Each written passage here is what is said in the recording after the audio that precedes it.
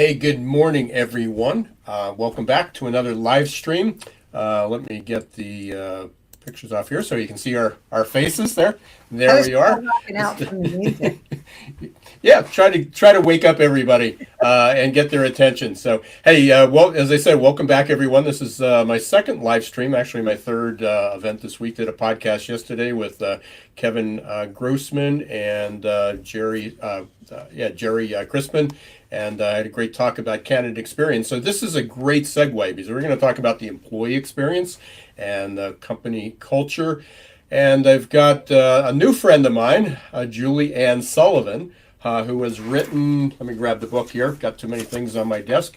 There it is, Catalyst of Culture. She interviewed 14 leaders about what it Over takes. So, 60, actually. yeah, wow, more than that. So just 14 made the book. Was that, is that? That's it. Yeah, the top 14. So yeah, a lot of research, and I've been able to get through a good part of it and some very interesting conversations. So we'll talk a little bit about that. And then right before the show, Julianne talked about how COVID-19 might, be affecting the culture. And, again, so hot topic. And so we'll be certainly talking about that a little bit. But Julianne, why don't you give a little bit of background on yourself to introduce yourself to all the listeners, to everybody out there. By the way, just a couple things. We are on LinkedIn, YouTube, and Facebook simultaneously here. So we're live. I will be trying to monitor, so just so everyone knows, when I'm looking down, I'm not checking my emails and sending texts to people. I'm trying to check the comments because they all do not come through the platform here. So if you have some comments or questions, I will try to get to them. If not, one of us will get back to you, certainly afterwards. And also, yeah, if you are listening, type in where you're listening from, so we know. Last time we had some international people all around the states, so keep us posted. Let us know who you are and where you're calling from. So now let's get to the question, Julianne. Tell us a little bit about you, your background, and how we got here. Sure. Well, I have a very interesting background. My bachelor's degree is in psychology. And with that, I moved to a ski resort for 7 years, had multiple jobs, came back off the mountain, as my mother used to say. My last job in the mountains was a bookkeeper, and I thought that was fun. It was kind of like a puzzle. So I went from psychology to accounting. What? And Hey, I went from dentistry to business consultant. That's right. To That's HR. right. So Exactly. So I went into accounting and I really liked it. And I did a multitude of different positions within that field. But I really learned how businesses work, right? How they function as a business. And then I didn't want to learn any more about accounting. So I had to go, because you got to keep learning no matter what you do. And I realized I had a very unique perspective because I understood how businesses work, and I understood people really well because I had made a promise to myself to learn about human behavior every day deliberately, which I have been doing. And just about the time I made that decision, employee engagement became a phrase. So I went down that path, which blew up into employee experience, which blew up into culture.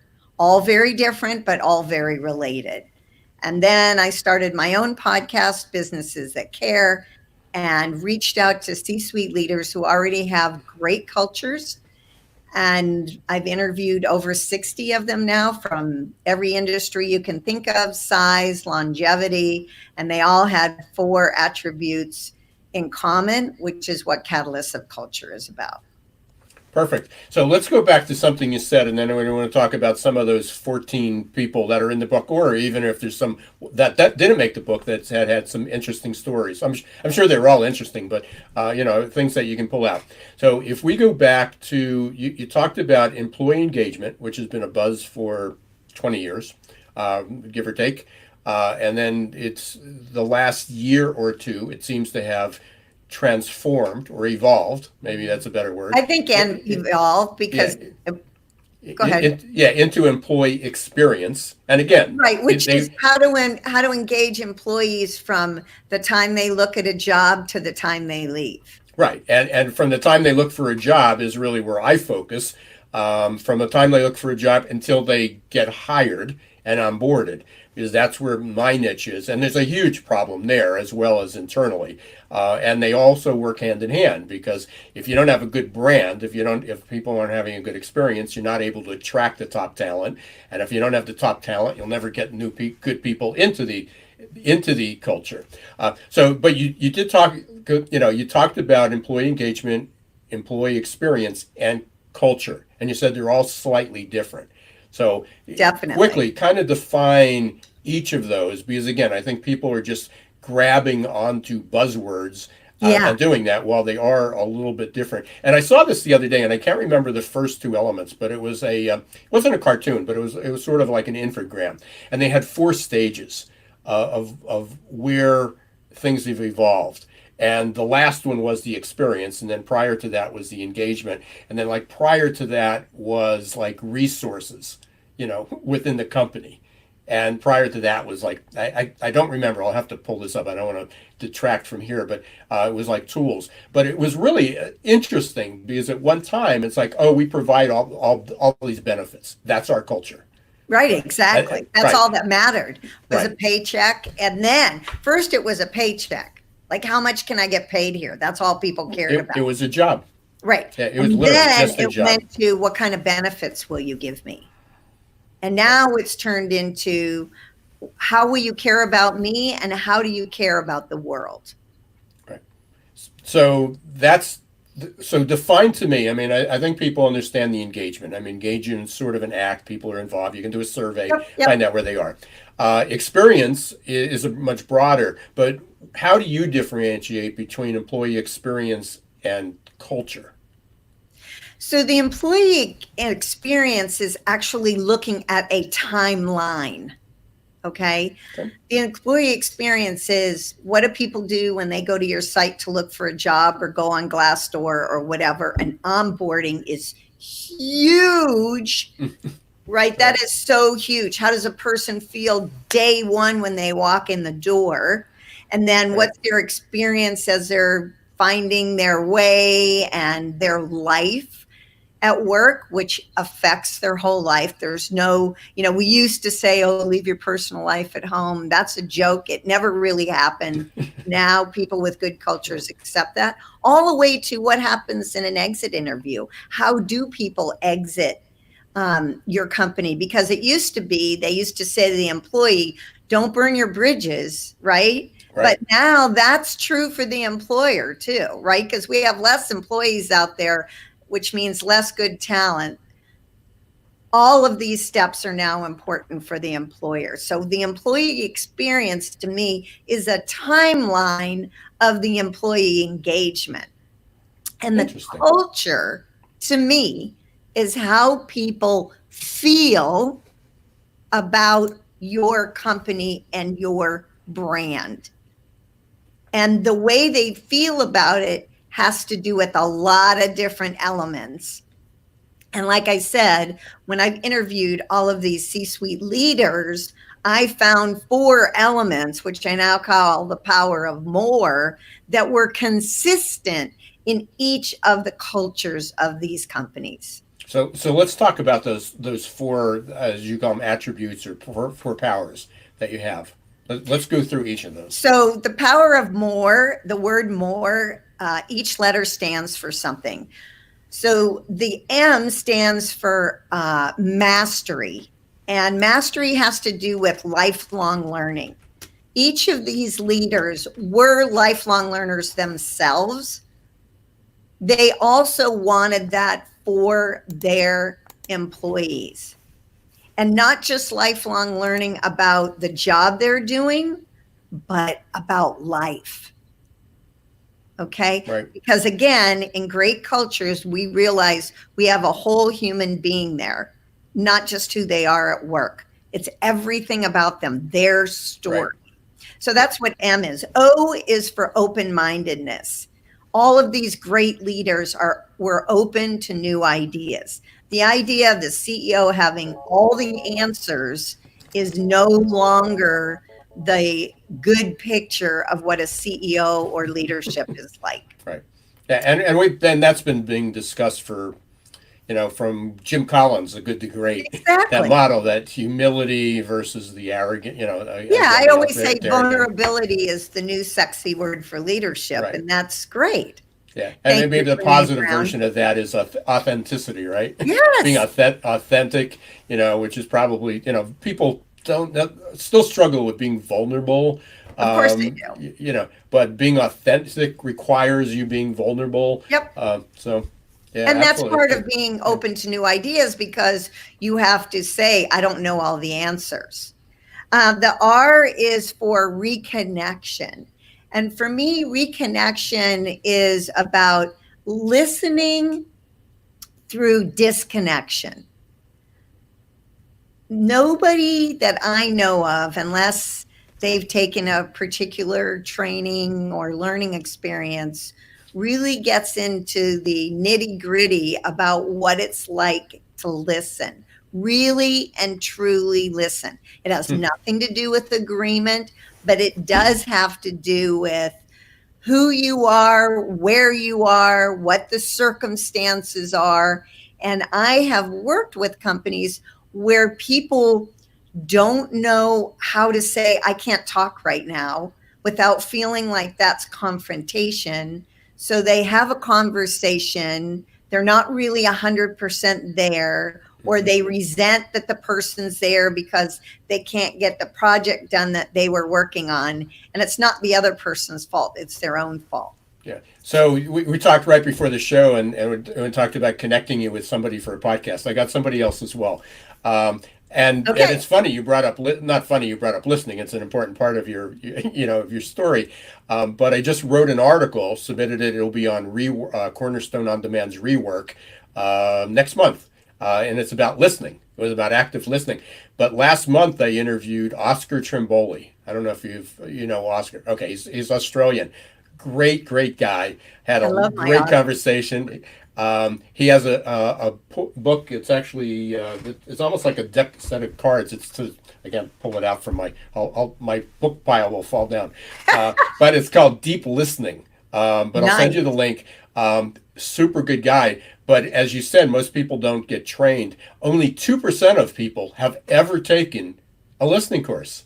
Half of them were in my class. Yeah. So I, yeah, it's and now they're actually making it. I don't know if it's a requirement, but they're introducing into a lot of college courses, yes. MBAs, and so forth. But although we listen, 50% of our day, and sometimes even higher, is spent listening, and yet we've never learned how to listen. We just take it for granted, and we hear things in the background, but we don't really or we listen, but we don't really hear. So yeah, great topic. So I'll make you that connection. Okay, great. As we And go then down, and then the E. the E is for environment, and all of these leaders in their culture have created safe environments emotionally, right? And with the new generation coming in to the workforce, they are going to demand a safe environment physically because Mhm. they grew up with the Me Too movement and way too many Right, mass shootings, right? So right. this Another is shooting going to yesterday, just correct. yesterday. Right, Yeah. So that's going to be really important. And you can see all of these interrelate. You can't be open to new ideas if you're not listening. And right. people won't tell you if they don't feel like they're in a safe environment. And we have had Boeing and, is that the nearest example of what happened to come forward and say, this isn't working. Right, right. Well, it used And to it's be the not the story. first time that's ever happened. No, well, the Challenger. I mean Exactly. that for Exactly. years that was going to be the tipping point, the turning point. That cultures would now be more open, allow Right. people to speak up, Yep. that a whistleblower was a positive thing, Or which sort of sometimes, got shattered over the last year, unfortunately, about the whistleblower status, about yeah, that freedom. But there seems to be two movements. I mean, there seems to be cultures that advocate that and support it and move forward, and then the other ones seem to be buckling down and going back to the good old days, which I always say the good old days. They're old days for a reason. Yeah. Yeah, my classic on good old days, and especially when I hear it from some of the females, some of the males maybe would like it that way. But I said, yeah, let's go back to the '60s when you needed your husband. If you didn't have a husband, you couldn't get a credit card. You needed Oh your my gosh, husband's we're alone. I Yeah, actually fought with Bank of America long while back right. because they basically told me if I was married and not a woman, I could get a loan. Oh, absolutely. Well, and people think I that's did end up getting that loan, by the yeah. way. Well, my mother was in business, but my father co-signed. I mean, they were in business together, Right. but there was always a co-sign. But I'm I not don't sure even if want to talk about this. yeah, but those are the good old days that people want to go back Oh, to, and it's like, or even birth control. You needed a husband's permission to give you birth control. You talk about some of the challenges that in the workplace now with Me Too. I mean, there were really some very crazy rules that we live by, and we're both old enough to have grown up during that time, for good or bad. But we again, every time I hear the good old days, it's like, you got to be kidding. And I don't think there are people that really necessarily want to go back to the good old days. They haven't come out of the good old days. Yeah. When I first started doing my podcast, I had a hard time finding people to interview. And I thought, oh my gosh, doesn't anybody progressive? Hasn't anybody done this? And then as I dug deeper, I did find obviously quite a few people who have done this, and it's growing all the time now. And I don't have a problem finding people who want to share Everybody their wants to do a magic, podcast, right? So right. So, and speaking of culture, but that's the culture. I mean, there's some attitudes that are, even thinking about what happened to the good old days impacts the culture, because you may be open, but I always say you're trying to steal open second and base. stuck. Yeah. Yeah. You're trying to steal second base, but without leaving first. Yeah. It's like, what happens if you I don't like make that it? What happens? analogy. Yeah, I got a couple, it's that one and the Titanic, it's like rearranging the deck chairs on the Titanic while it's sinking. So again, a lot of things are going on with culture. Employee experience, very vital.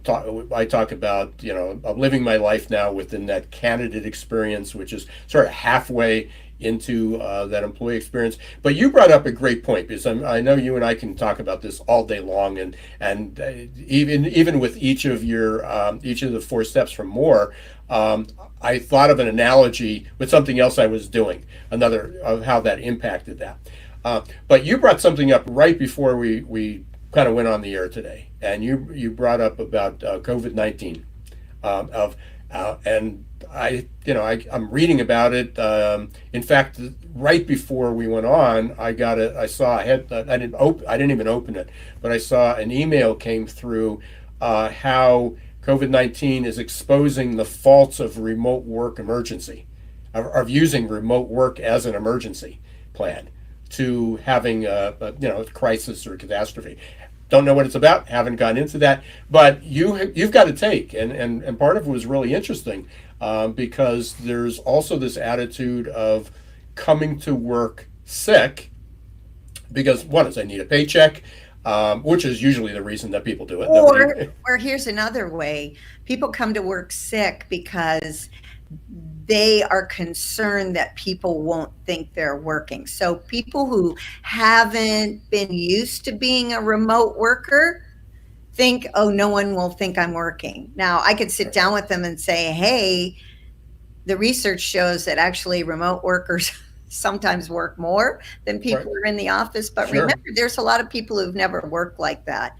And what I was saying was, I think it's the responsibility of leadership to have this conversation and communication with their workforce that they may think is obvious. I do a lot of work with change management, and this is a huge issue with change. If COVID comes to wherever you live and there is a real concern, then people need to know beforehand, just like what the government's doing right now, just what all the governments are doing. They're trying to get ahead of if there's an issue. If they don't have to use any of those plans, great. But I think it's important right now for leadership to sit down, however that looks, I don't mean literally, with their workforce and say, hey, if you're sick, we don't want you at work. We Right. want you to work remotely. Now, you and I were also talking about in the service sector, how does that work? Right? Right. I, And again, you've got people that live paycheck to paycheck. They need every hour of pay. doesn't mean So they're you not have going to people in get paid. health, you have people in healthcare, you have people in food service. I mean, Right. you talk about ways to transmit disease. And at least in healthcare, there's, it's pretty obvious that there's a lot of personal protective gear and care, and they've sort of lived up to that. But in food service, it's not always there. I mean, it's not Correct. always there. So, Correct. But is it worth to pay someone to stay home as opposed to having to close your restaurant?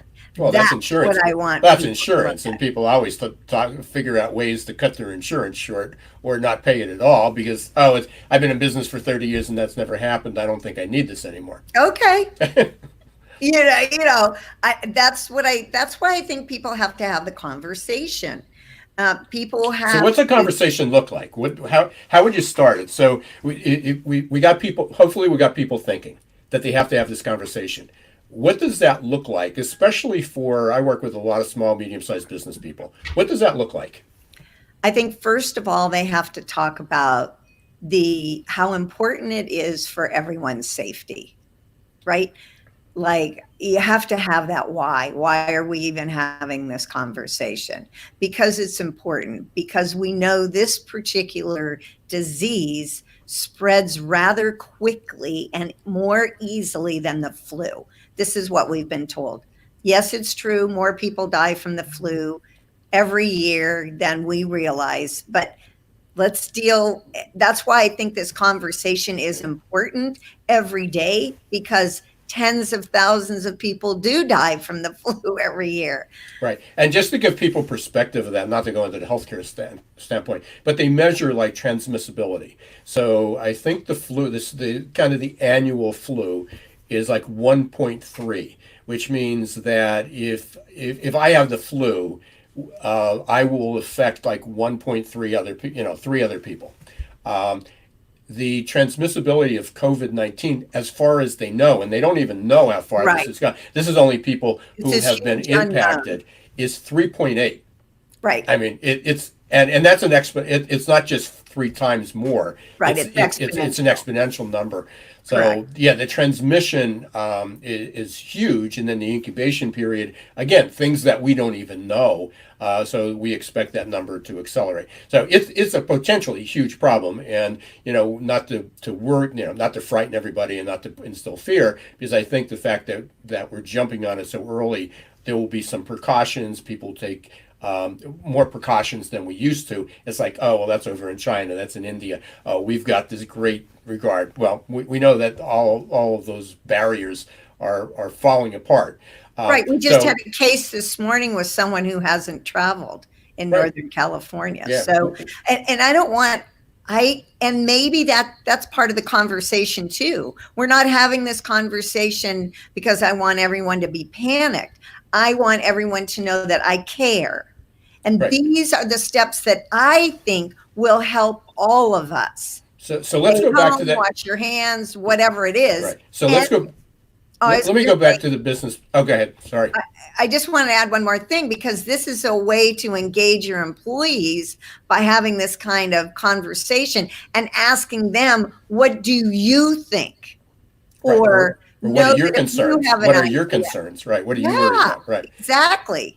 Right. So let's go. Let me go back, because I really think this is important. So again, I know I've got a lot of small, medium-sized business owners here, a lot of managers, and this is new, and they're waiting from up on high for the message to come down, or it's like, well, listen to the news. We're going to follow the lead of the CDC. Okay, what does that mean? How does it affect me personally? How does it affect me here? So, how would you coach me as a business owner, as a business leader, of to be able to get that message out, that I don't instill fear, that hopefully it does promote that positive, caring um, message in there. So, well, I think that sometimes we overcomplicate okay. ways to communicate.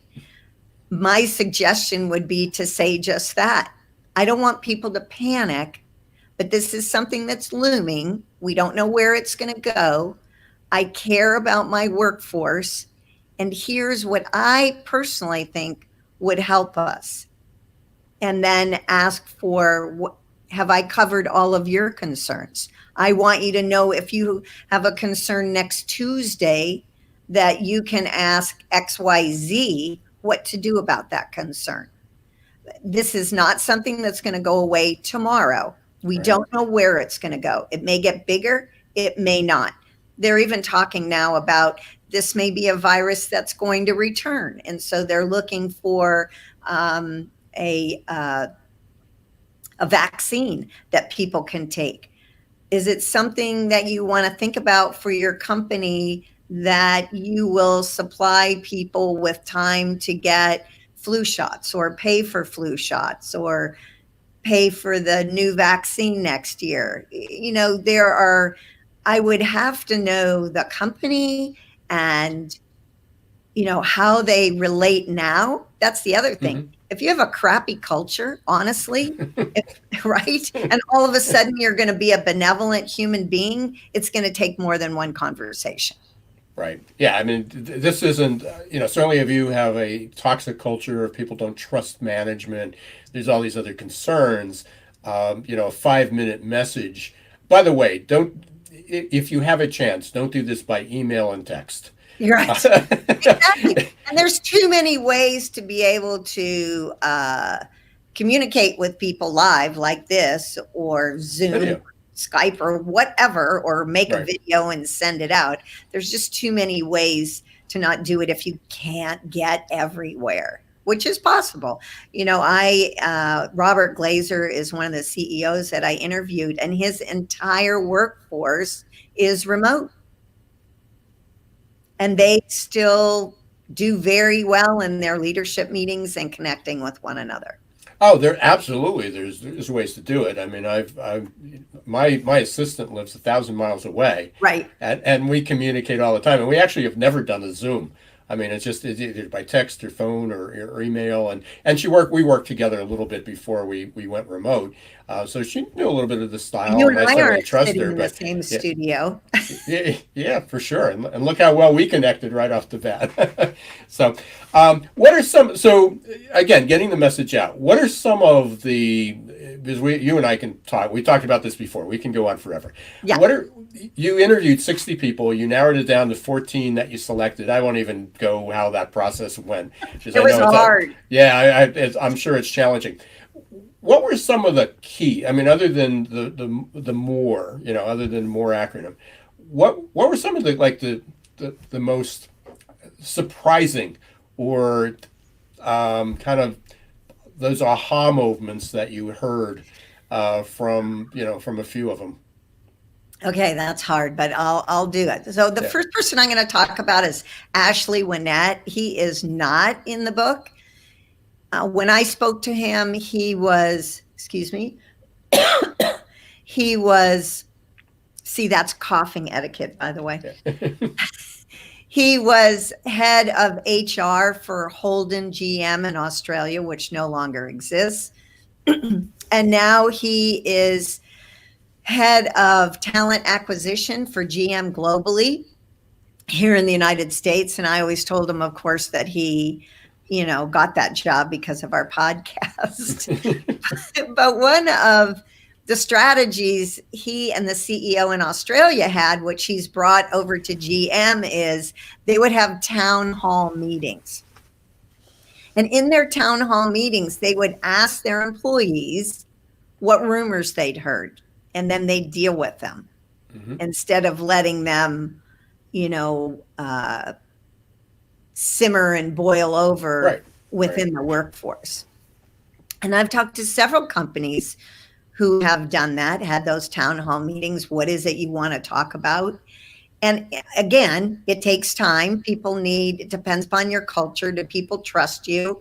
I had one VP tell me that they had 4 town meetings before anyone spoke up. They did have an anonymous box that people could put questions in, but they were 4 meetings in before someone stood up, and everyone watched that person ask that question and what kind of answers they got to see how the process was really going to work. And after that one person broke the ice, then other people came forward. Uh, I thought that was a brilliant idea because when I talk about communication, I talk about gossip is like ripping open a feather pillow on a mountain and trying to collect all the feathers. On a windy day, right? Yeah. Uh, I really like that. And Ashley's a great guy.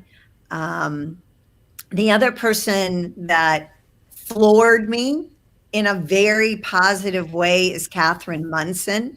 She is the CEO of Fast Signs International. Hmm. If you follow LinkedIn, almost weekly, she gets an award for something. She is completely transparent with her corporate office. Those financials come out, and everybody can come to the table to discuss and ask any question they want. I think that's amazing. I think many CEOs keep all that financial stuff very close to them, to a very small group of people. And Hmm. what she has found is it has driven engagement in ways she never dreamed of, including people turning off lights because they want to see that utilities bill go down, Right. right? Right. Um, Another favorite of mine, I just spoke at his franchisor conference, is Larry Sutton. He's the president of R&R Tire Express. He has no college education, but he is a pillar of what company culture should look like. His idea is that the pyramid that has the CEO and president on top and then builds down should be flipped.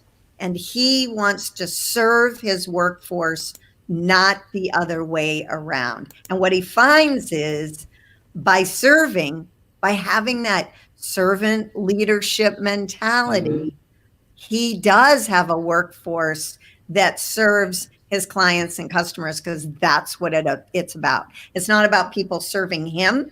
It's about people serving the clients and customers through the company culture and their values. And like I said, he calls himself a good old boy from Oklahoma, but he is so knowledgeable in successful leadership as much as any Harvard grad I ever talked to. So you just mentioned, and a thought just went through my head with servant leadership, because I know that's been out for a while, and I know there's a lot of people who really believe in it and have taken the heart.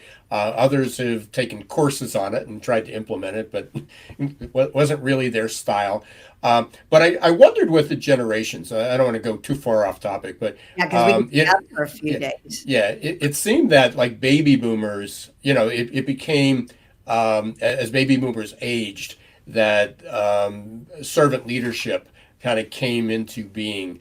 And then, the millennials were still, certainly they want to give back. They want to be part of the community. They want that greater transparency and authenticity, but kind of grew up at a time when, I mean, their growing up period until now has been pretty unstable. Yes. The late And they're looking 90s. for stability. Right, they're looking for that, and then you have Gen Z, which is the newest group that's coming out, which is really truly going to live life with a purpose, have a mission, and then the job and the career and everything follows that. I mean, the jobs and careers are really means to an end, and the end is what their purpose is, and how do you comply with that? Does servant do you see I don't want to say a rebound, but a kind of a Resurgence. regeneration, yeah, resurgence of servant leadership. Again, that the that the leader is there to serve the employees I, and the customers. I think that it's going to be called something different because I don't think anyone's going to like Right. the word servant. Right. I think it's a level of care. And this is something that I think the Well, millennials really brought in. And I think many boomers are mad about it because they didn't think of it first. That's my take. Everyone wants to be cared for. Okay. I and that's think that probably where the empathy. I mean, there's a big buzz about empathy, and then there's the pros and the cons, and is it the right word and the right term? But that's behind the why I like scenes, the word care. yeah. It's generic, Mhm. but it covers caring for your workforce, caring for your leadership, caring for your customers and clients, caring for your community, and caring for the world. Look, I do this work because each person that grows an incredible culture makes the entire world a better place to be. And I totally believe that. If you're a positive person and you are more open to new ideas and you can have conflicting conversations, which unfortunately is becoming more rare, but I think there's a resurgence of people being able to actually have conversations with differing opinions. I think you can teach people how to do that at work. And it's a very important skill because how can you be open to new ideas if you're not open to an idea that's not something you thought of or is opposite of what you thought of? Right, right. So hey, we just had actually a suggestion from a friend of mine, someone you two got to meet, is Lena Graves. Her word was kindness. Yeah. In Which fact, can I tell you, I just saw an electric, I'm trying to find out who it is, billboard, and all it said on it was be kind. so And it's well, and on the bottom it said Monica. So Monica, if you're watching this, I want to know who you are. I want to help. so yeah, there seems to be a lot more of that. I mean, people talk about It's being more simplicity, isn't more it? I think civil, yeah, being civil to one another, which obviously is that caring and that kindness or empathy, whatever you want to use. It's people are searching for that. And again, it's it's going to be much more important. By the way, Lena is actually doing has a conference in October in Orlando on culture. It's called Culture Connects, and that's exclusively. I'm going to be one of the speakers there, but she's putting that together. So oh definitely got to great. I'd love to talk to connect her. you That'd to. be Yeah. great. Oh, absolutely. Yeah. Yeah. That's excellent. But again, it's like when you ask me, what do people say to their workforce about COVID-19? I think too many times people try to complicate what they need to do. When I work with companies on culture, we work on a plan and little baby steps. You cannot take one large step. You can't go out and talk to your workforce and boom, have a great Great. culture, right? You can't do anything like that.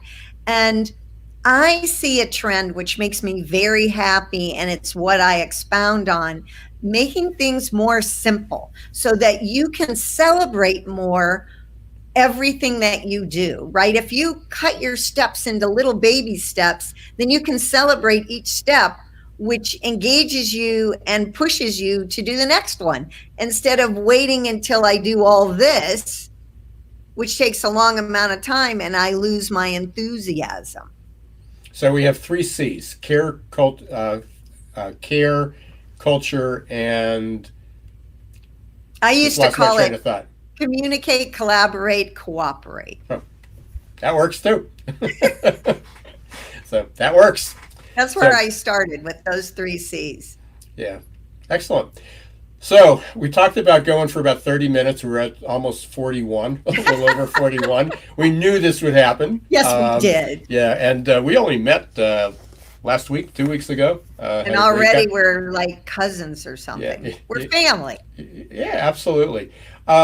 let's try to wrap it up. Leave some people with some good tips. So we'll go back. We talked about whether you're talking about COVID or you're talking about employee experience.